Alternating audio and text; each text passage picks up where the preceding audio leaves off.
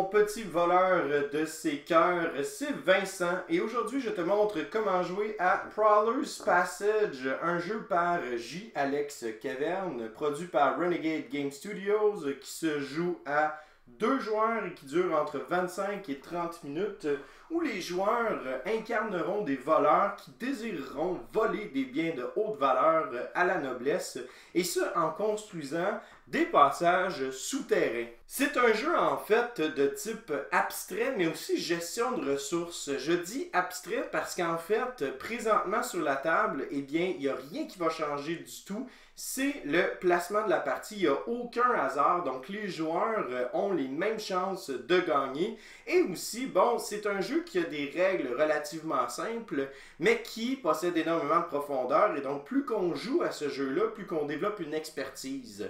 Mais c'est aussi un jeu de gestion de ressources, puisqu'il faut collectionner en fait différents items, réussir à accomplir des objectifs et finalement scorer le plus de points en fin de partie.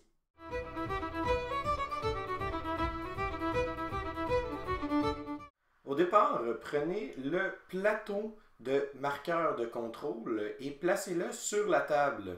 Mélangez les 10 tuiles de jeu et en choisir 6 au hasard. Avec les 6 tuiles choisies, on va créer un triangle. Donc, on va placer 3 tuiles à la base du plateau de marqueur de contrôle. On va en placer ensuite 2 par-dessus les 3 placés et finalement une en haut complètement du plateau, pour ainsi créer une forme de triangle ou de pyramide. Une fois que les tuiles sont placées, il faut observer les tuiles pour s'assurer qu'on fasse un rond complet avec les différents coins. Donc on va déplacer les tuiles pour s'assurer que tous les coins ayant un rond puissent faire un rond complet. Il va juste y avoir une seule jonction qui n'aura pas de rond. Une fois que les tuiles sont placées, eh bien on va observer en fait toutes les arêtes qui possèdent un cercle complet et on va y ajouter un jeton de biens de haute valeur. Ensuite, on va placer les marqueurs de contrôle sur le plateau de marqueurs de contrôle et ce sur chacun des symboles imprimés correspondant à la forme du marqueur.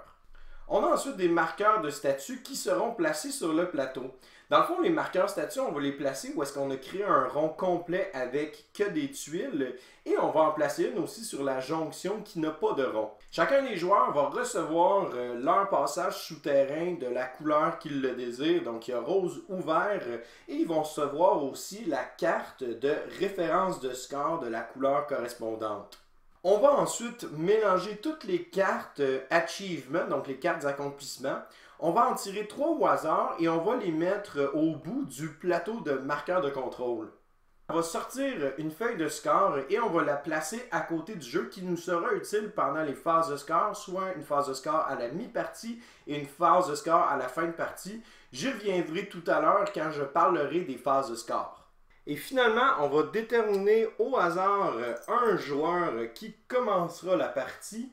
Et le joueur qui ne commencera pas la partie, en fait, va décider d'un des marqueurs de contrôle et va le placer, en fait, de son côté du plateau, comme ceci. Ça pourrait être le jaune, ça pourrait être le bleu, le rose, etc., etc. C'est au choix du joueur. On est prêt à commencer. Et le but dans Prowler's Passage, c'est très simple, c'est de faire le plus de points. On va faire des points en fait en récupérant différentes ressources, mais aussi en ayant ces différents marqueurs de contrôle de notre côté du plateau. Lorsqu'on score des points, il va y avoir 2 phases de score, une phase de score à la mi-partie et la deuxième en fin de partie.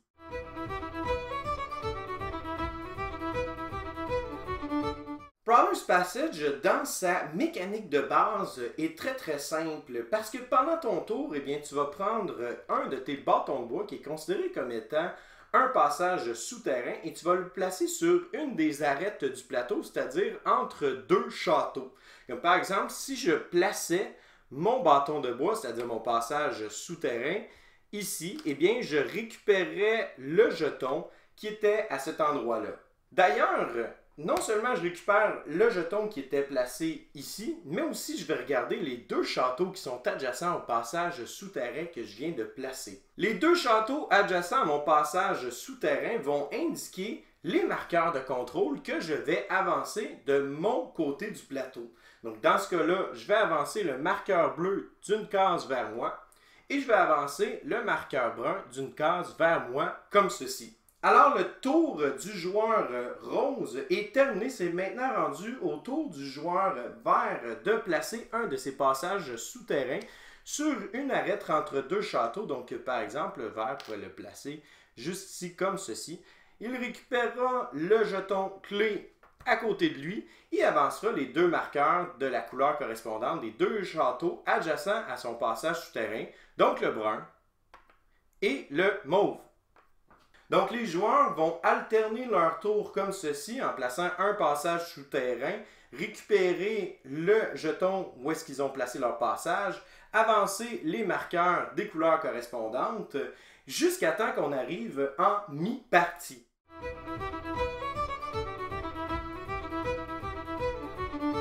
La mi-partie peut arriver de deux manières. Manière numéro 1.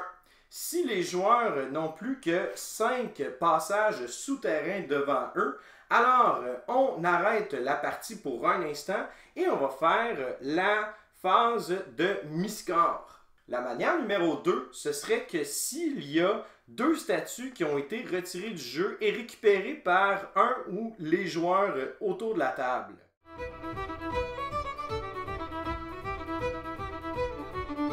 Les joueurs, évidemment, vont placer des passages souterrains aux arêtes qui sont en fait adjacents aux statues comme ceci. Et dès qu'un joueur va placer le passage souterrain final qui va en fait faire en sorte que les trois passages ici soient clos, c'est-à-dire qu'il n'y ait plus moyen de pouvoir placer des passages souterrains autour de la statue, et bien à ce moment-là, le joueur qui a fermé le passage récupère la statue automatiquement.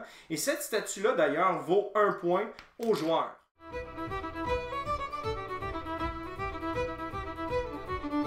Lorsqu'un joueur va prendre le jeton pelle, eh bien, en fait, il va se passer de quoi de spécial par rapport aux jetons, ici, les marqueurs de contrôle. En fait, dépendamment du type de pelle, le joueur pourra avancer des marqueurs supplémentaires. Si le joueur récupère un marqueur avec une pelle en or, eh bien non seulement il va avancer évidemment les deux châteaux adjacents au passage qu'il vient de placer, donc dans ce cas-ci, le blanc et le brun, mais en plus de ça, puisque c'est une pelle en or, le joueur pourra avancer le marqueur de son choix. Donc par exemple, si le joueur pourrait avancer le marqueur jaune de son côté. Si dans l'autre cas où est-ce que le joueur vert plaçait son passage souterrain sur une arête où est-ce qu'il y a un jeton avec deux pelles, en fait le joueur va avancer de 2 cases les deux châteaux qui sont adjacents à son passage souterrain. Donc dans ce cas-ci, le joueur vert va avancer le marqueur jaune de 2 cases vers lui et le marqueur rose de 2 cases vers lui comme ceci.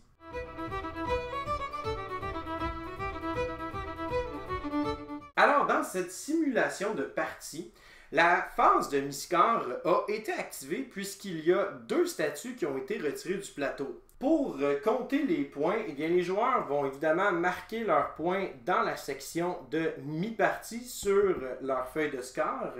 Puis ils peuvent aussi se référer en fait à la carte référence de score qu'ils ont récupérée en début de partie, qui est d'ailleurs très bien faite puisqu'elle indique de façon chronologique les choses qu'on va observer pour faire des points. La première chose pour laquelle les joueurs vont obtenir des points sera pour le chemin le plus long, c'est-à-dire on va scorer 2 points pour chacune des arêtes qui est composée de ce chemin-là. Alors si on regarde l'exemple suivant, le joueur rose possède 2 différents passages. Le premier passage est ici en haut du plateau où il y a 2 passages souterrains de sa couleur, alors que l'autre passage qui lui appartient pourrait commencer d'ici et on pourrait faire tout le chemin comme ceci. Donc présentement, le joueur rose aurait un passage continu de 5 arêtes. Si on regarde le chemin du joueur vert, si on commence par exemple à cette arête-là et que l'on continue vers celle-ci et qu'on arrive à la statue, eh bien à partir de là, on a 3 différentes fourches. C'est important de savoir qu'un joueur ne peut jamais retourner par la même arête pour compter son chemin le plus long. Donc par exemple, le joueur vert ne pourrait pas faire 1, 2, 3, il revient ici pour faire 4 et ensuite 5, 6. Le chemin le plus long pour le joueur vert présentement, ce serait de cette arête-là à cette arête-là, donc 1, 2, 3, 4. Ceci étant dit, on peut revenir au même point si on est capable de faire le tour avec différentes arêtes. Donc, si le joueur vert avait un chemin qui ressemblerait à ceci à la place. Alors, dans ce cas-ci, le joueur vert aurait un chemin de 1, 2, 3, 4, 5, 6, 7 arêtes de long. Donc, pour ceci, c'est très possible de faire ça. Mais dans le cas où il faudrait revenir sur nos pas, c'est impossible.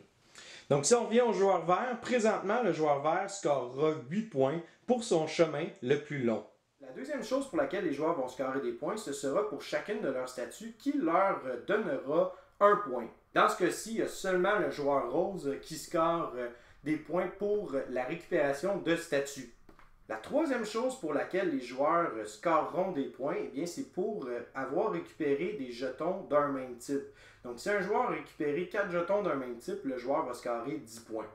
Dans le score des jetons du même type, les jetons blancs ne comptent pas, donc on les retire en fait de ce score-là. Le joueur rose, dans son cas, a récupéré 2 jetons mauves, 2 jetons bleus et 1 jeton jaune. Pour ces 2 jetons diamants, le joueur scorera 3 points. Pour les 2 jetons livres, le joueur scorera 3 points aussi. Et finalement, pour le jeton jaune, le joueur ne scorera qu'un seul point. Donc au total, ça lui ferait 7 points, 3 plus 3 plus 1. De son côté, le joueur vert va scorer seulement 6 points.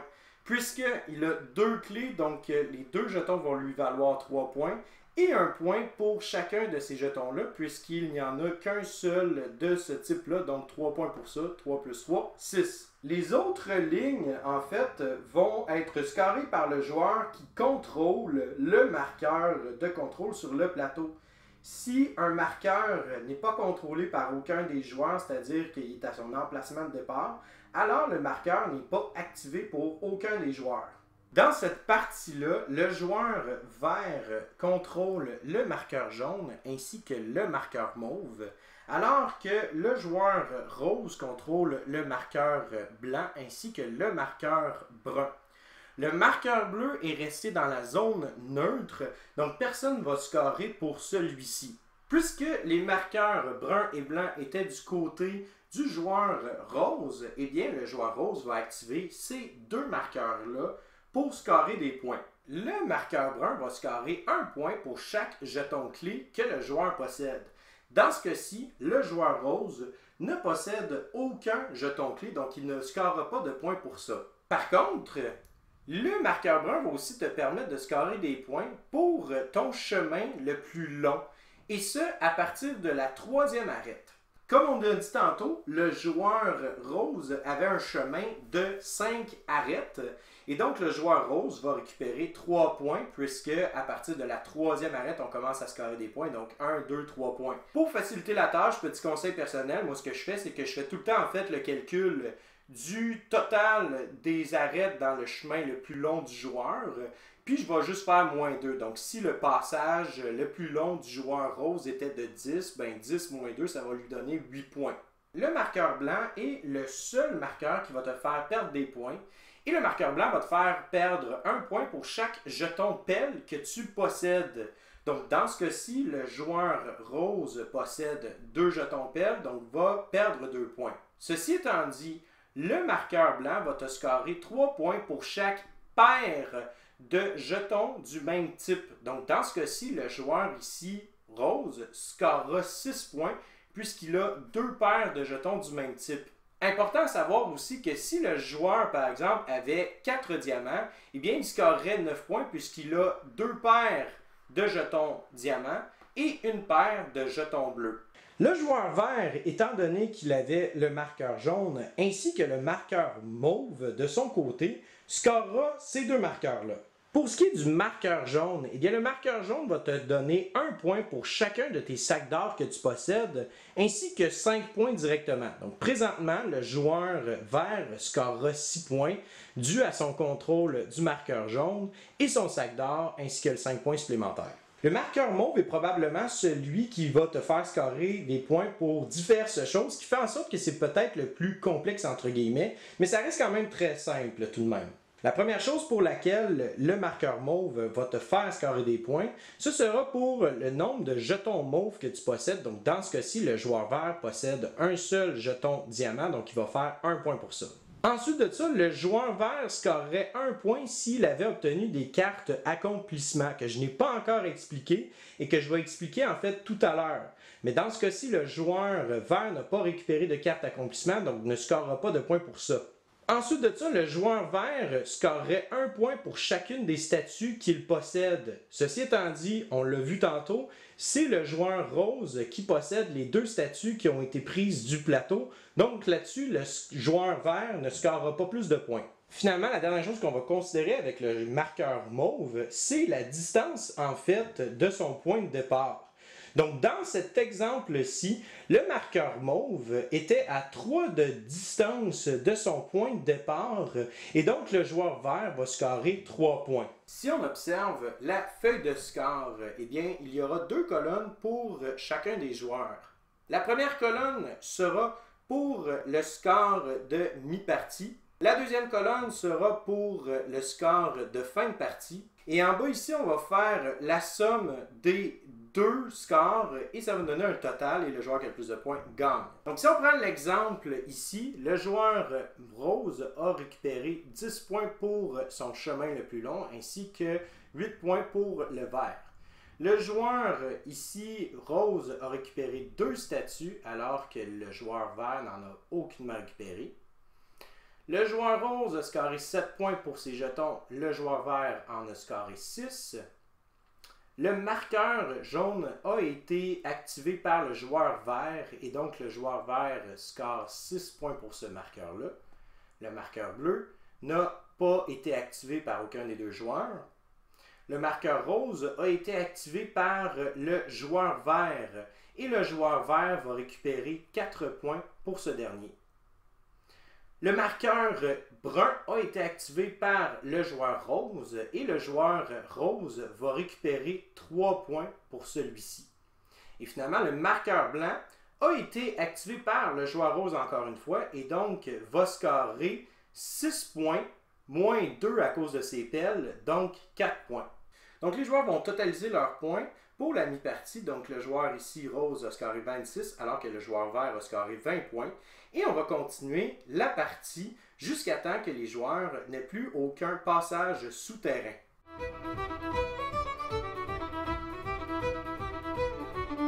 Si on observe cette case-ci, elle ne sera pas utilisée en score de mi-partie. Elle ne sera utilisée qu'en score de fin de partie. Cette case-là est utilisée pour scorer des points selon les objectifs que le joueur a récupérés pendant la partie. Au début de la partie, on va placer 3 cartes objectifs au hasard parmi un deck d'une vingtaine de cartes. Et à la fin de son tour, le joueur doit observer ces cartes objectifs-là et s'il satisfait les critères demandés par celle-ci. Et si le joueur satisfait la demande qui est sur la carte, eh bien le joueur va récupérer la carte objectif et scorera des points pour celle-ci en fin de partie. Donc le joueur qui la récupère va scorer des points, mais l'autre joueur ne pourra pas scorer des points puisqu'il n'y a qu'un seul joueur qui peut scorer pour chacune des cartes objectifs. Les cartes objectifs, elles sont assez diverses pour cette partie-ci. En fait, on avait cette carte-là qui nous dit d'obtenir 4 items d'un type en particulier, donc n'importe quel type, et on va scorer 3 points. Autrement, on a la carte ici d'avoir 2 passages séparés qui ont 3 sections ou plus chacune, et ceci va nous scorer 5 points. Et finalement, la dernière carte que l'on avait, de pouvoir obtenir 2 items de 3 différents types, et ça nous scorerait 5 points. Donc ces cartes-là, ce sont un peu des objectifs à long terme qu'un joueur peut avoir, et aussi on a une course qui va se dérouler entre les 2 joueurs pour aller récupérer ces cartes accomplissements-là le plus rapidement possible.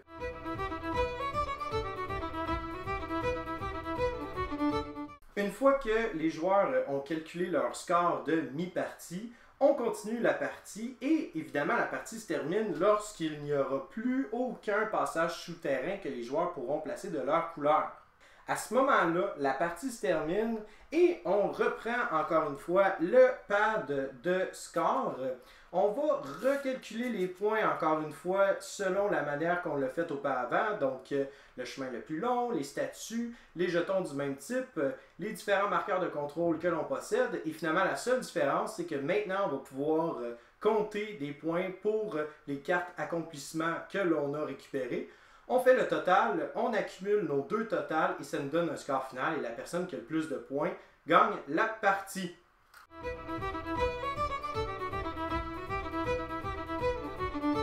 Tout d'abord, les cartes objectifs sont récupérées par les joueurs lorsqu'à la fin de son tour, le joueur satisfait le critère de celle-ci.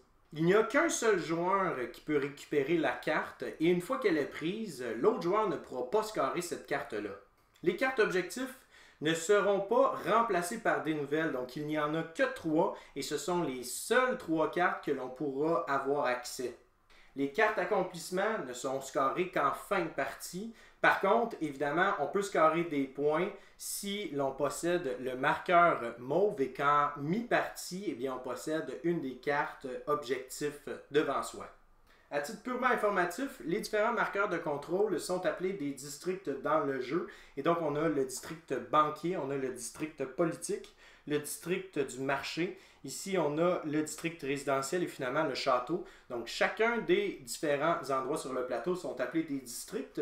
Ceci étant dit, je les ai appelés des châteaux pour faciliter l'explication et surtout la compréhension.